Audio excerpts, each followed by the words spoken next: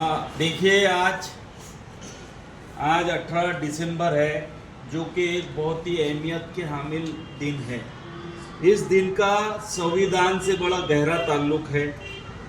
जिस तरह से हमारी आज़ादी हमको मिलने के बाद में हिंदुस्तान में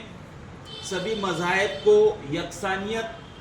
का रुतबा हासिल कर होने के लिए उनको जो लोग पिछड़े हुए हैं, जो लोग माली तौर पर, तालीमी तौर पर पिछड़े हुए हैं, ऐसे लोगों को और उनको ध्यान में और मद्देनज़र रखते हुए हमारे संविधान में धारा 29 और 30 यानी कि जिसमें अल्पसंख्यक लोगों के लिए आर्टिकल है 29 और 30 नंबर पे, जिसमें ये बताया गया है कि अल्पसंख्यक, अल्प का मतलब होता है थोड़े, संख्या बोले तो तादाद, जो थोड़ी तादाद में लोग हैं, ऐसे लोग जो हमारे हिंदुस्तान में अलग अलग मज़ाहिब के लोग हैं लेकिन थोड़ी थोड़ी तादाद में हैं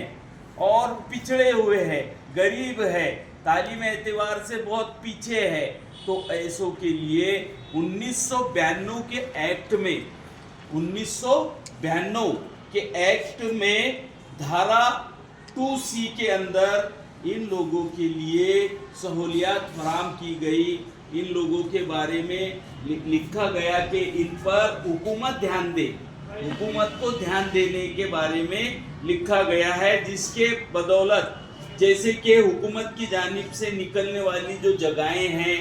जो भर्ती होती है नौकरी की, इसमें इनको सहूलत मिले, बच्चे को पढ़ाई में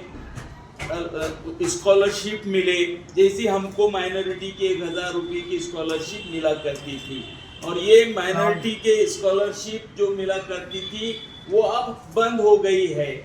क्योंकि ये किसको मिलती थी? जिस तरह से माइनॉरिटी में जो मुस्लिम आते हैं, क्रिश्चियन आते हैं, उसके अंदर बुद्धिस्ट आते हैं, उसके अंदर जैन आते हैं, पारसी आते हैं,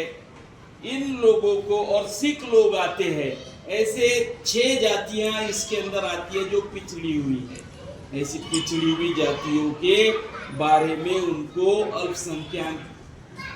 दिन के मौके पर उनके ज़रूरियात की पूर्तता के लिए जिलाधिकारी कार्यालय में एक प्रोग्राम होता है। उस ज़िमन में स्कूलों में भी भाषण, वक्तृत्व स्पर्धा, ड्राइंग स्पर्धा वगैरह के प्रोग्राम लिए जाते हैं।